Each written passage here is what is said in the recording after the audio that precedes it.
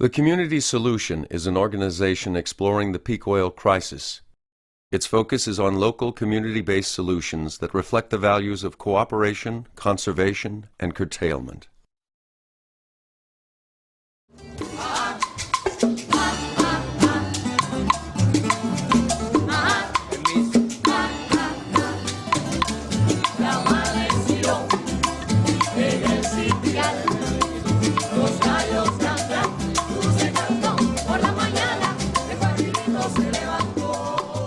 The breakup of the Soviet Union in the early 1990s created a major economic crisis in Cuba known as the Special Period. So we have, from 1989 to 1993, a free fall of the economy of 34% of GDP, gross domestic product. When I tell you free fall of the economy, trying to imagine an airplane suddenly lose their engines. It was really a crash. Cuba lost 80% of its export and import markets. Oil imports dropped by more than half. Buses stopped running, factories closed, electricity blackouts were common, and food was scarce. People almost starved. In reality, when this all began, it was a necessity. People had to start cultivating vegetables wherever they could. Over the next decade, Cuba took drastic steps to find solutions. It is the first country to face the crisis that we will all face. The peak oil crisis.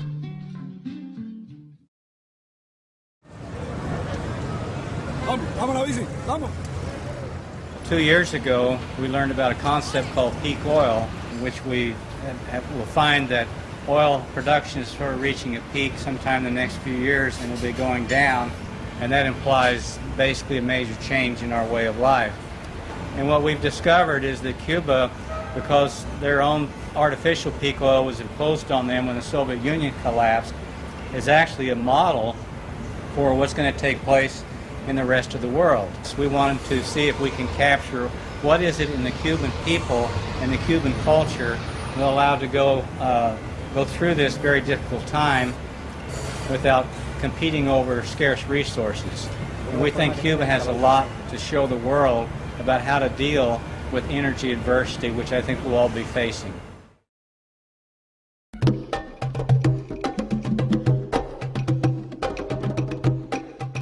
In 1949, oil geologist Dr. M. King Hubbert developed the theory of oil depletion, making the prediction that the fossil fuel era would be very short.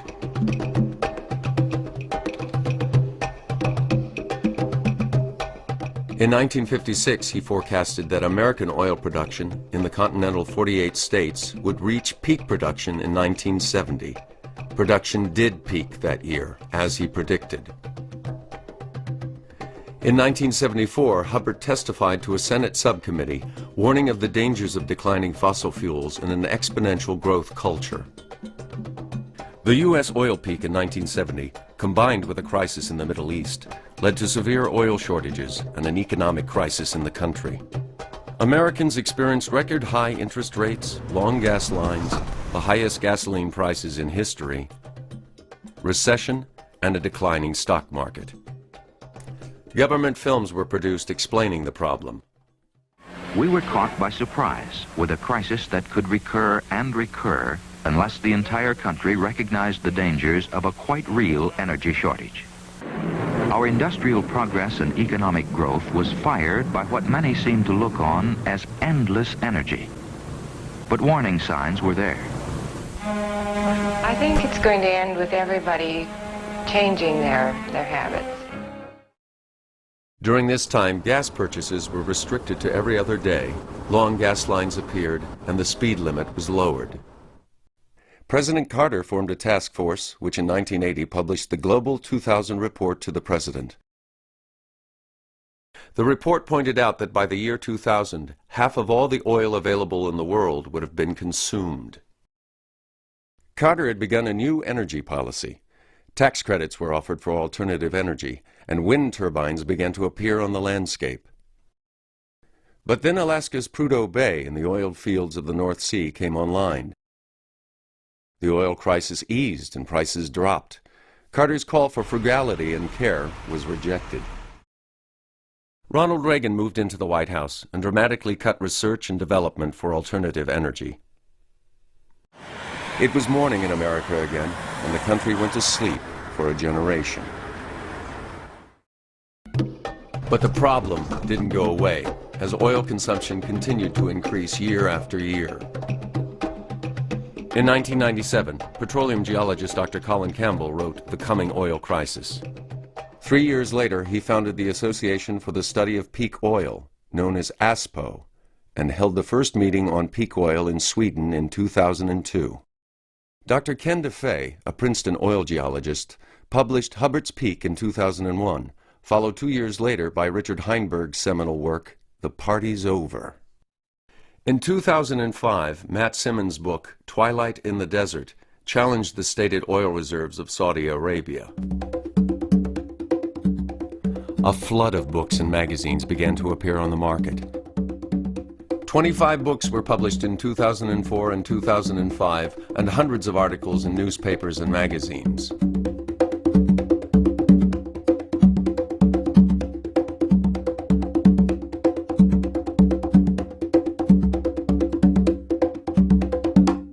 The long sleep of the 80s and 90s is coming to an end.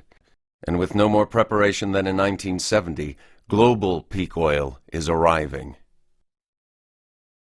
Peak oil is the point in time when oil production reaches its maximum. And that doesn't mean that we're running out. What it means is that we're going to have a continuous decline in production from that point. Peak oil occurs when a reservoir is about half empty. Reservoir pressure drops to the halfway point, and so less and less oil will be extracted each year. World oil production grew slowly until the 1950s, then accelerated until the late 1970s, dipped for a few years because of the Mideast crisis, and then began increasing again. In a few years, we'll hit the ultimate peak when half the world's oil will be gone. Oil production will begin to decline. At the same time, world oil demand will continue to grow, and world population is increasing along with it. What peaks is not total oil, it's the easy oil to produce. What's left is the less desirable oil that you couldn't get out in the first place very fast. It takes more energy to produce, and a far smaller quantity comes from each well. Oil is finite, natural gas is finite, coal, uranium, all these are finite fuels.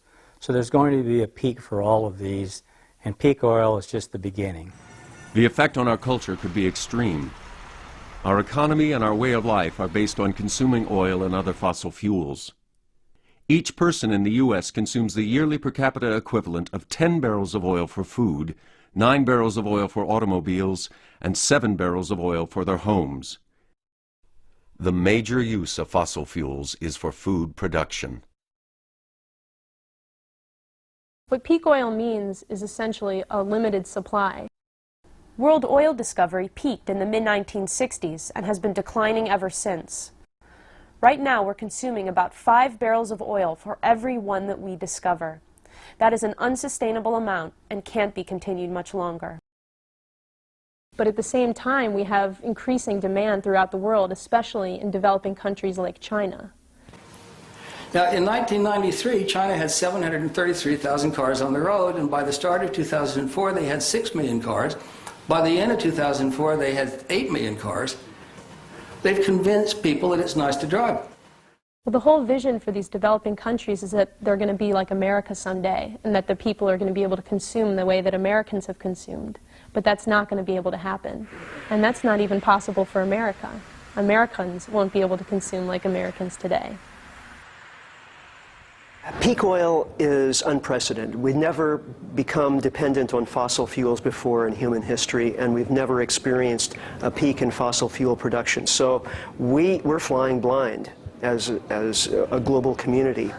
And so we need examples. We need some sort of laboratory experiment where we can run this and see, you know, what's the best way to do it, what's not so good, and so on. And Cuba provides us with that because Cuba has already undergone a kind of energy famine.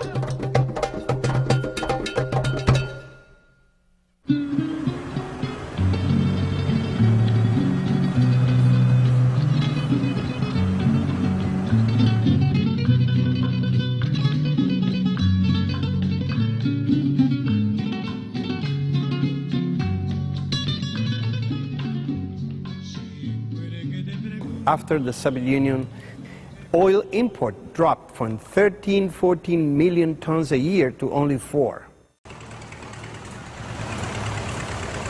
Cuba in the 80s had 90,000 Russian tractors, factories of pesticides, of chemical fertilizers we received from the Soviet Union. In 1990, everything changed. There was nothing. When the deep economic crisis began in the early 1990s, it was a change in our lifestyle. We all of a sudden saw abruptly, in a matter of weeks' time, a huge change. We saw symptoms of malnutrition in children under 5 years of age. We saw pregnant women with anemia. We had underweight babies at birth. The impact on food scarcity was disastrous. The average Cuban lost 20 pounds by 1994. We were desperate for everything.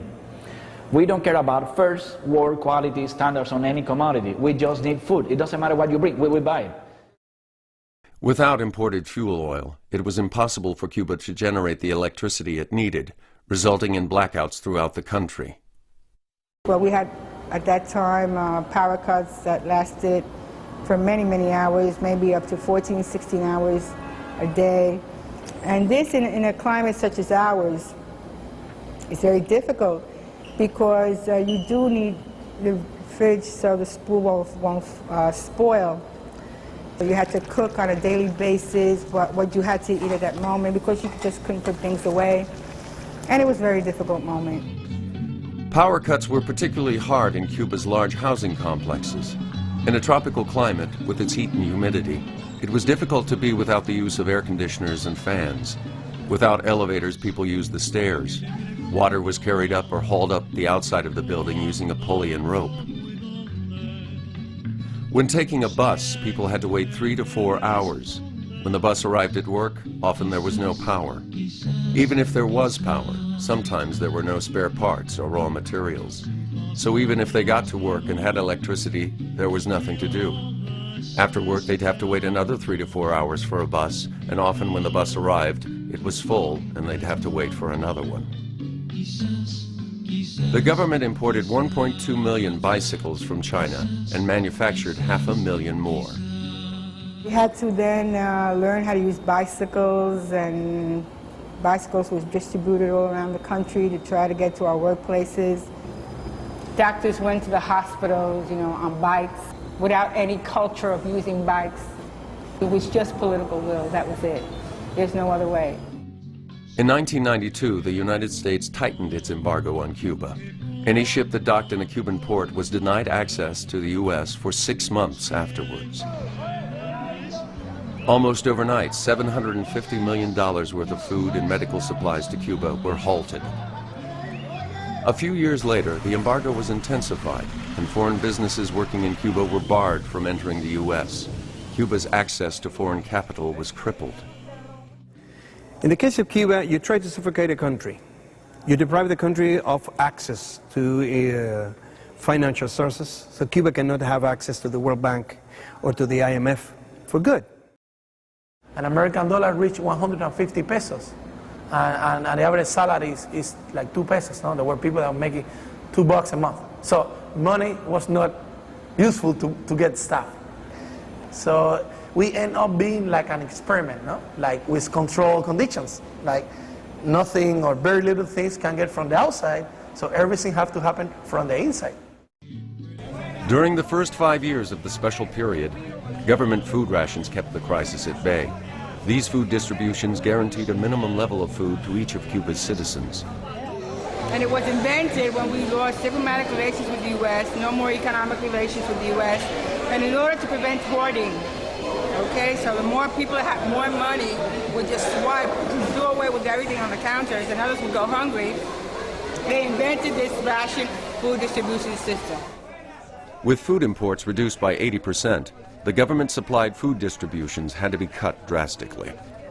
You have the official state market through subsidies, ration card, which has been shrink to perhaps 1/5 of consumption, from almost 100%. Now, let's go to this board because I want to show you so you can understand. This is on a monthly basis. any one of the Cuban population has granted through this system 3 of 4 weeks of basic consumption according to United Nations minimum level of calories ingestion in a month. To complete the 4 weeks basic level, it could come in the form of subsidized food on your workplace, lower prices, so you pay meals at subsidized prices. So that allows you to pay only weekends or nights meals. So there might be a week, okay, that you might have to buy extra, purchase extra. It depends also on your consuming habits.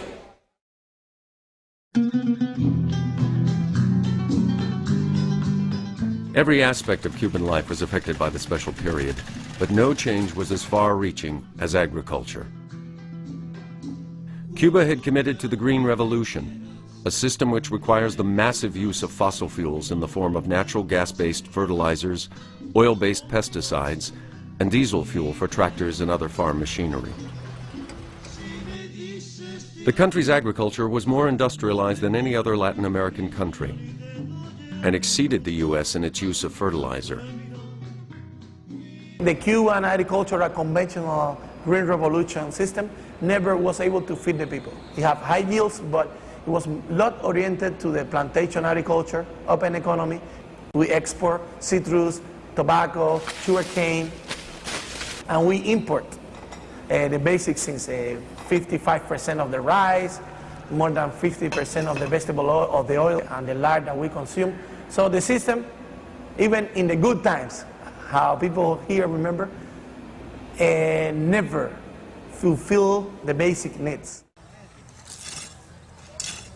Cuba's agriculture began to falter as one problem after another halted production. Fuel and parts for tractors were almost impossible to find. Seeds, tools, animal feed, and vaccines were scarce. Esto trajo como consecuencia que el de estar aquí era prácticamente una agricultura de supervivencia. Y los insumos que había de químicos ya no existían. Por ello que se dejó de la harina de trigo, los fertilizantes, los granos, el aceite.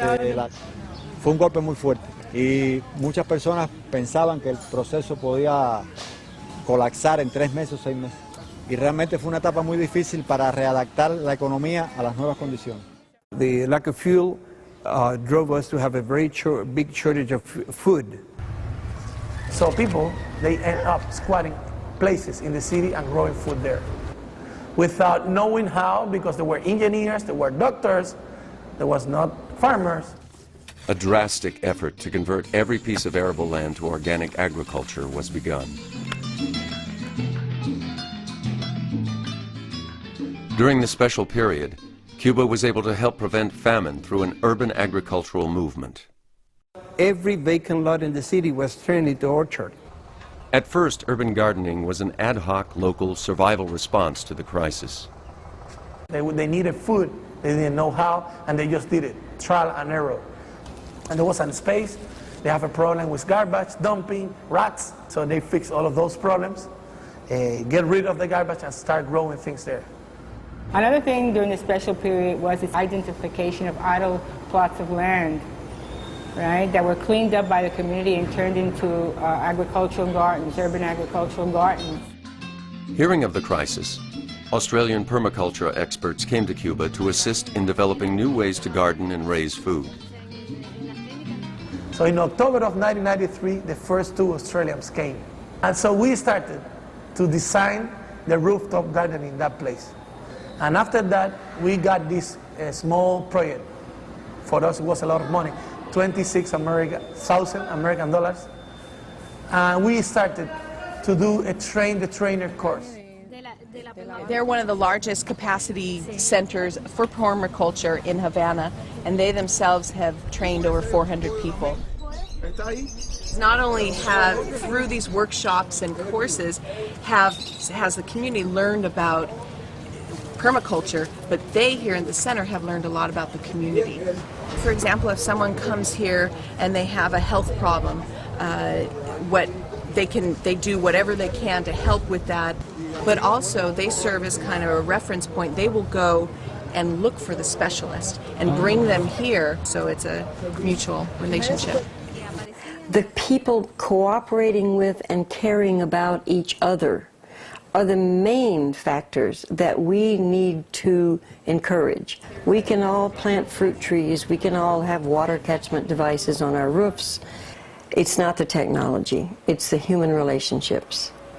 The neighbors are starting to see the possibilities of what they can do in their spaces, and they're starting to create natural gardens on their roofs and also in their patios. Cubans, who formerly lived on the equivalent of just $2 a month, found new ways to supplement their income. These grapevines have a lot of uses. It provides shade, so you have a little patio area. You also can make wine out of the grapes, and it's very good for the family economy, because if you do it well, you can get about 10 pesos for a bottle of wine. Cubans' view of agriculture has changed dramatically. Farmers are now among the highest paid workers, and people from all fields are attracted to the profession. I'm a musician, mechanic, mechanics, automobile mechanics, diseñador de equipo electrónico, designer of the electronics, and nothing of this I am doing. Esto solo. Only this. Only animals. Just animals and these plants. So he's an urban farmer on top of his house. The farmers in Cuba are not the poorest people in the society. On the contrary, they have food, so they don't have to spend their money on food, and they sell food, so they make good living. No? So it is important to take that in account. That is another way to dignify the people that grow food. With a very low cost, we were producing food, and now we have more than 1,000 kiosks allocated in the city that provide you with fresh fruits and vegetables produced in the neighborhood. More than 50% of the total vegetable needs of the Havana's population, 2.2 million inhabitants, is supplied by the urban agriculture. In small cities and towns, urban gardens are even more productive, providing 80 to 100% of the fruits and vegetables they need. Urban agriculture supplies food locally, eliminating much of the need for transporting food over long distances. The country has 169 municipalities. So 5 kilometers around the municipal towns also are considered urban agriculture. So it's a national system that is employing more than 140,000 people, actually. It's creating jobs. It's a growing sector of the economy, and it is very important. And we're very proud to say that.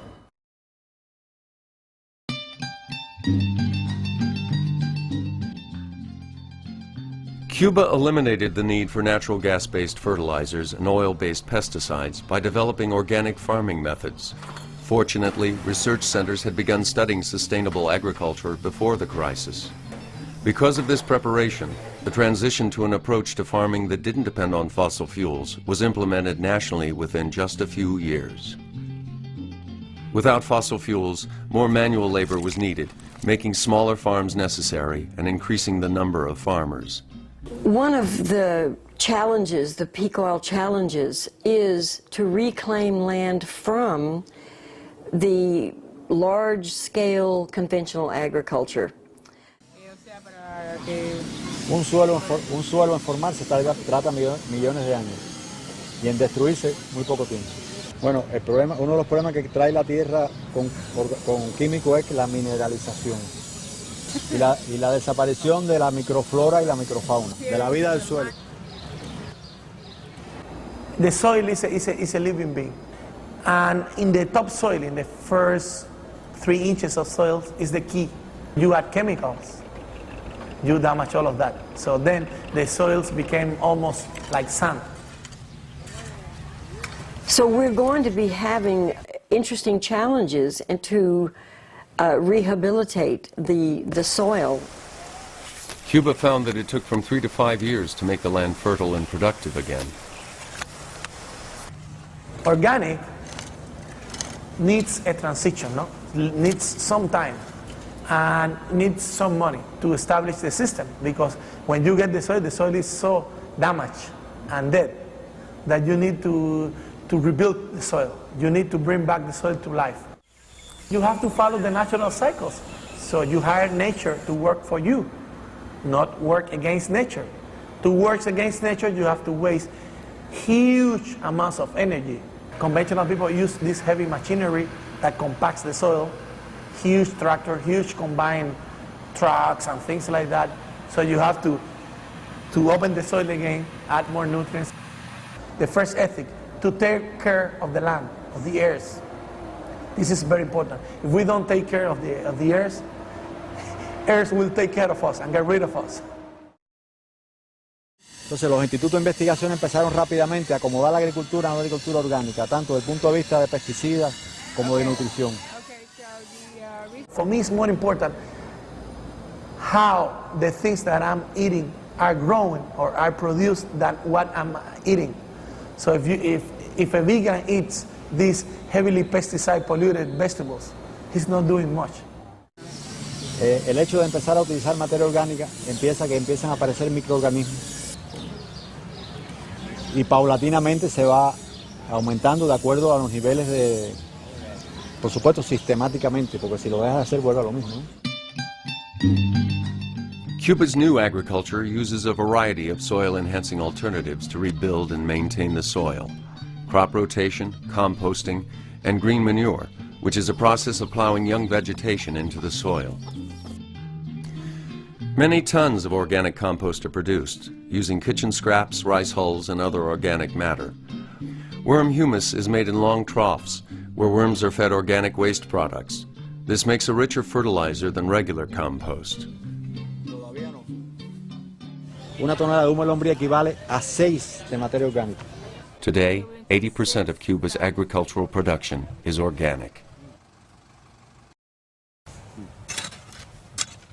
The lack of fuel drove us to use less machinery, to go to smaller farms, to combine different crops in one small piece of land, preventing pest spreading. If you have 1 million plants of corn, you will have 1 million bugs that eats only corn, and you have a pest. We developed many biopesticides and many biofertilizers. Today we are even exporting to Central American countries and other Latin American countries. We are exporting biopesticides and biofertilizers. Remember, Cuba has one advantage. If the population of Cuba is 2% of the population in Latin America, Cuba has 11% of all the scientists in Latin America. It's difficult to grow certain crops in Cuba's heat, so farmers use a variety of mesh covers to cut the sun's rays.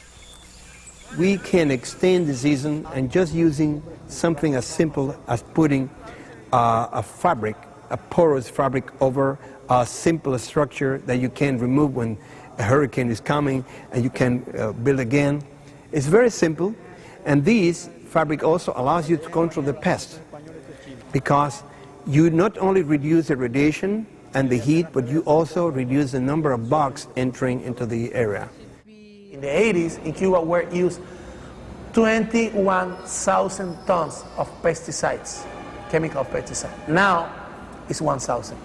We are using 21 times less pesticides. This is good for the environment, this is good for the health, and this is also good for the soil. Cuba uses crop interplanting to reduce the need for pesticides and make their agriculture more sustainable.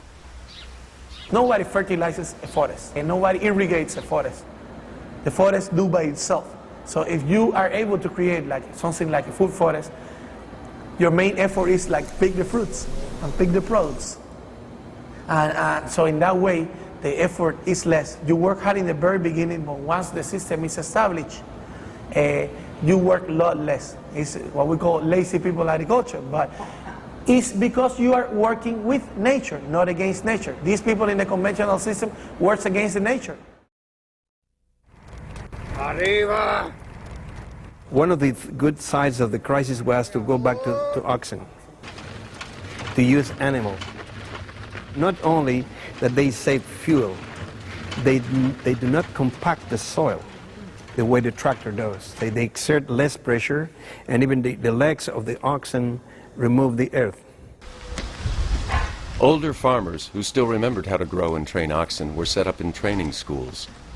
In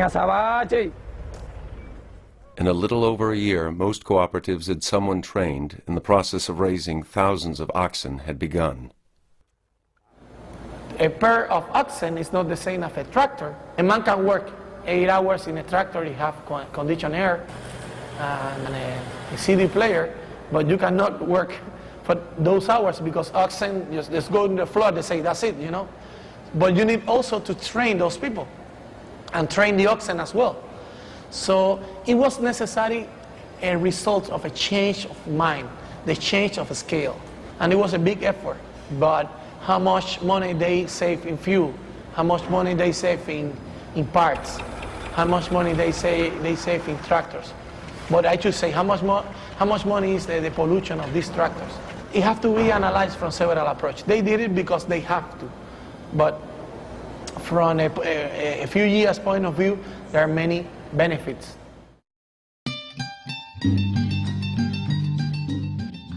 To increase food production, the government worked with farmers to find local solutions. The result was smaller farms and cooperatives with a high degree of privatization and autonomy. 40% of the large state farms were divided into privately owned cooperatives. Tens of thousands of acres of land were leased rent-free to small farmers. Decision-making was localized with fewer state regulations. 2 requirements. You grow things there. If you don't grow things there, we take you the place away from you and give it to somebody else. And second, that the land is delivered to you in usufruct. Usufruct is an old Roman word that means that you can use the land without paying taxes or without paying for it. But if this land is needed for another purpose, it can be like you have to give it back to the government. These smaller farms and cooperatives were better able to use the new sustainable practices vital for growing food organically. 12 to 50% of the total arable land is in private hands in Cuba. So these are the private farmers. They are by far the highest production per acre and per person. In second places, it's like co-ops, cooperative. They are the second. And third is like huge government states. These new private farms and co-ops also began to function in new ways. But we have credit and services co-ops. What does that mean? You don't want to join their lands with me? We don't. So we are together in a co-op for credits, to buy the seeds together, to hire the machinery, for this stuff. But we don't have to join their land. So it's a way of decentralized but centralized at the same time. Thousands of families moved to rural land. With land rights guaranteed, a sense of ownership led to greater productivity. Private farmers' markets and new export markets led to greater production. The communities have changed. It's a local economy. People were exchanging things. Many of these gardens, they supply for free food to elder people's circles, daycare centers, schools, working centers, pregnant women, and they do it for free. And they don't do it because it's compulsory. They do it because they want it. They want to do their little part to the society. But in other places, people don't know their neighbors. They don't know their names. They don't say hello to each other. Here, no, the neighbor knocks the door and say, I need some salt, I need some sugar, whatever. I brought you an avocado. No? And recover this sense of neighbor. For me, it's not going backwards. Yo me hinché, me puse, pero wow.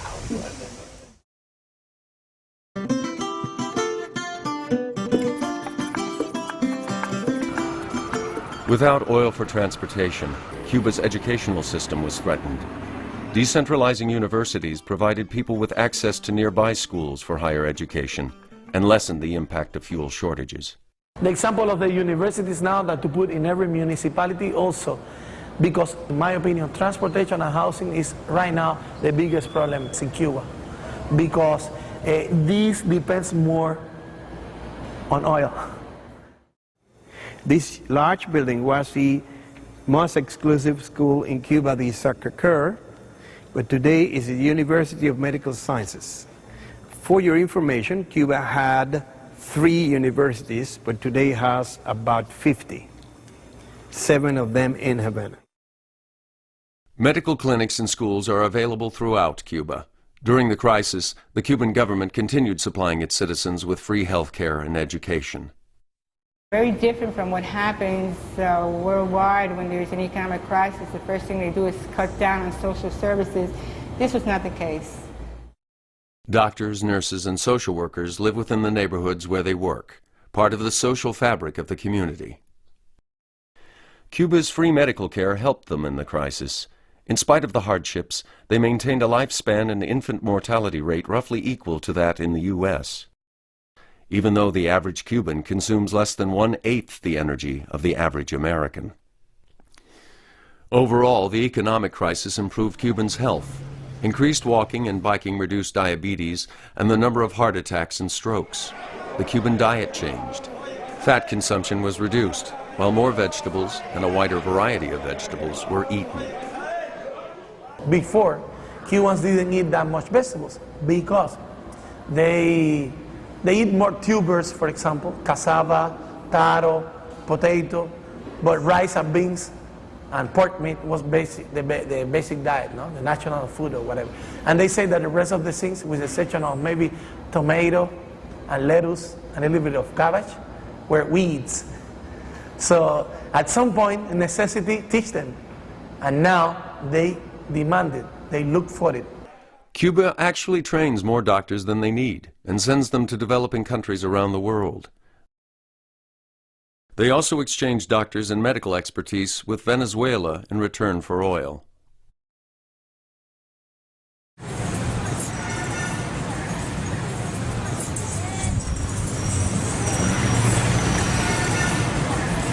When I look at other countries, developed countries, everything goes around making the automobile more efficient. How much energy do you need to produce a car? You have to spend energy on producing a car, and later you have to find the fuel to make the car move. So think about reducing the number of cars. During the worst of the crisis, there was very little fuel for cars. The freeway and country roads were almost empty. Cuba needed to develop a mass transit system overnight. With few resources, they had to be innovative. Old trucks were made into buses with canopies to keep off the rain and steps welded on the back. Another solution was the camel, a trailer pulled by a semi-tractor that can carry up to 300 people. In Havana and other provinces, carpooling and hitchhiking are common. Government cars are required to pick up anyone who needs a ride.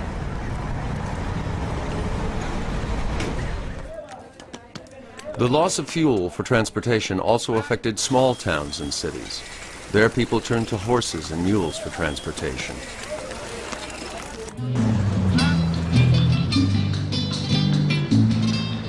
During the first years of the special period, bicycles were a necessity. This was not easy for Cubans who had been used to cars and buses. It requires more consciousness and more awareness about the use of the bicycle, that the bicycle is not something that we have to use because we don't have fuel or we don't have buses in the city. The question is that the bicycle never contaminates, is more healthy, and for short distances is very practical.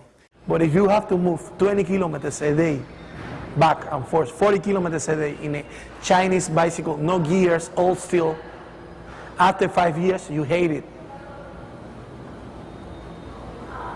And that was what happened in Cuba. Like at some point when there are a little bit more camels and buses, people just quit because they were sick of it. One day people start thinking about the end of the car. There will be an era, a moment in the life. So one day the car appeared and one day the car will disappear. The car will be something that we will remember as a moment in the development of the mankind.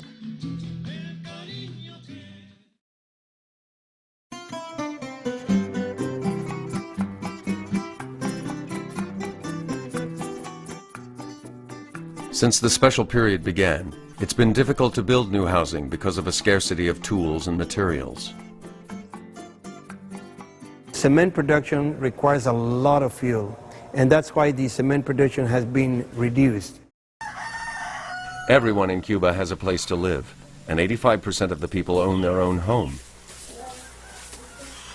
But most houses are small and simple with few amenities. In the countryside, that means a small house with a living room, kitchen, and 2 or 3 bedrooms. Rural housing has the advantage of more open space, where people can grow vegetables and fruit and raise livestock.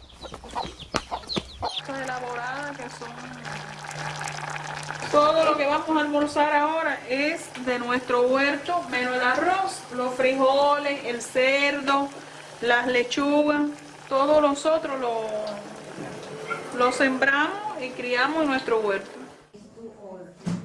In Havana, if you don't live in one of the old single-family homes, it may mean living in a dilapidated building or with your relatives in a crowded apartment.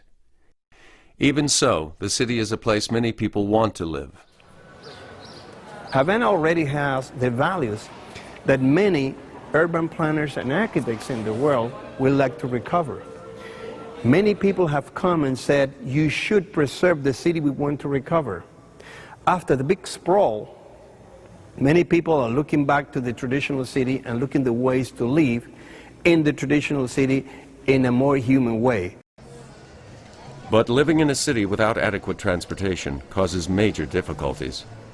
They have to come and go, they have to commute, and they have to spend time and looking for a transportation between the city and the neighborhoods. To reduce the long commutes, new mixed-use developments include schools, places to work, and places for recreation within walking and biking distance of people's homes.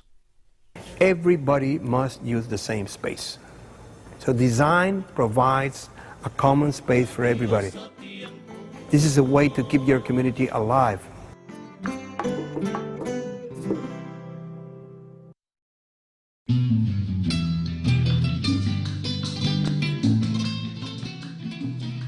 At the start of this special period, 95% of Cubans were connected to the national electric grid. The other 5% lived in remote areas. Photovoltaic and wind energy are too expensive to meet much of Cuba's energy needs. But for areas not connected to the grid, small-scale wind and hydro systems, as well as solar panels, are used. Priority is given to schools and clinics. Recently, more than 2,000 rural schools were supplied with solar panels to have electricity. It was less costly to give them the solar panels rather than to connect them to the grid. In Los Tumbos, solar panels power the school, clinic, community center, even people's homes. They have the panels up on the roof, and they're recharging the light battery right now with compact fluorescence. They can put this radio on, and this is another panel. That's her son's, who lives right there. Small solutions have been developed throughout Cuba, such as using the sun to preheat water. People in Cuba used to shower with heat water. So they use traditional oil or energy, whatever they have, to heat water. So if we can have solar heaters, it's better. But when you obtain the water from the solar heater, it is 60 degrees. You can save the half of the fuel you use to heat the water to boil. Before the crisis, Cuba relied on imported fuel oil to generate electricity. Without this, they had to modify their power plants to burn their poor-quality domestic crude oil.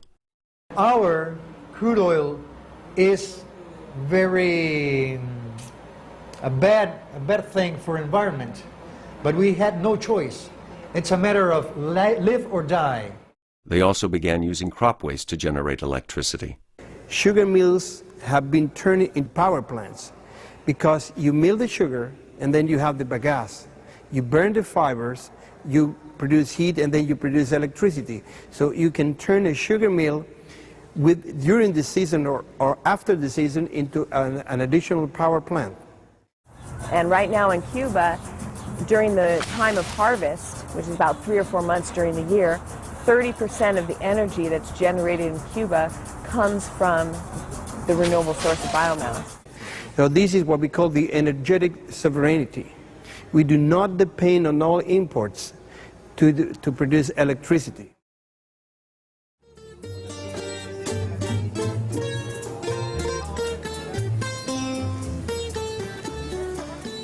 The problem is what the people said about Cuba in the States is not what we are doing here. Many people there think how they can survive if they don't have anything. Okay, come here and you can see how we can survive. And in this way we can begin to understand each other and to know how to think. Mankind is burning in 1 century all the oil accumulated by nature during millions of years. And that is absurd, completely absurd. I don't see that countries who depend largely on imported oil are thinking about alternative sources of energy. They are just planning for the next week. If I'm in Cuba, I say, people, we have problems. We must turn off all the lights that we are not using. And everybody said, okay, we are going to turn off. But if I say in the United States, people, we must turn off all the lights because we need, everybody say, why, if I pay? The problem is we must change how we think. You know, the idea of peak oil is that things are going to change and there's going to be less. I think Cubans understand that on an international, global level because island people have that innate sense of a limited resource.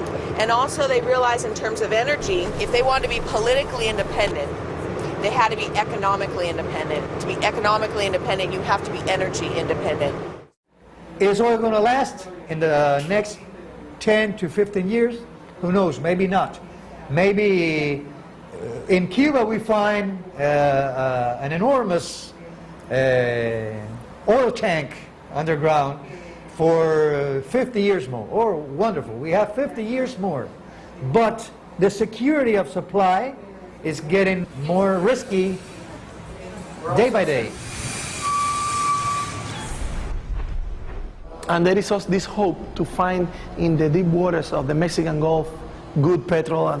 But people don't think about that as an asset. No, we're going to improve their life here. No, no, we're going to sell it, you know, because people know that we don't need that to live. You know what I mean? Okay, we need money to develop, but it's like something to sell, not something to use or to waste. The sun was able to maintain the life in Earth during millions of years. Only the problem is now when we arrived and we change the way we use the energy. The problem is if the sun has been enough to sustain the life and now we cannot sustain the kind of society we have in our planet. The problem is with our society, not with the energy, not with the war of the energy.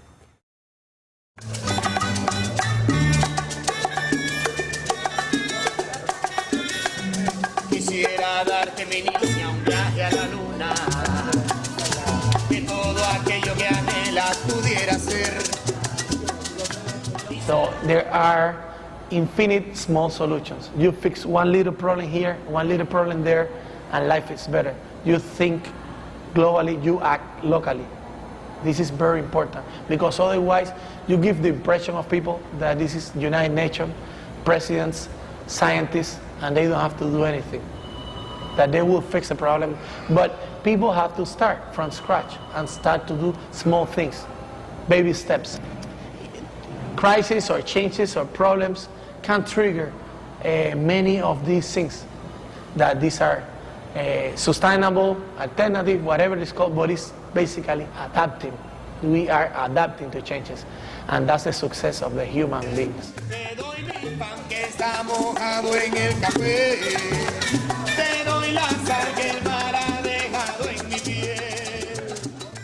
What we must know is that the world is changing and we must change the way we saw the world.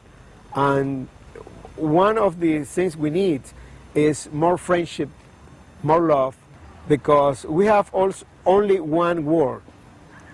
The world is only one, and it's for all of us. Te doy mi pan, te doy mi paz, te doy mi Dios, te doy mi sal. I think we can learn a lot from each other and reflect more on how to be happy with less and how you really don't need that much, you know, to be happy. I think that that's a challenge, a world challenge. Cuba has modest experience that, you know, maybe some other people could learn from. And I think it will be a time for sharing, a time for cooperation, and a time for more solidarity and for working together. I think maybe we'll have a better world. La, la, la, la.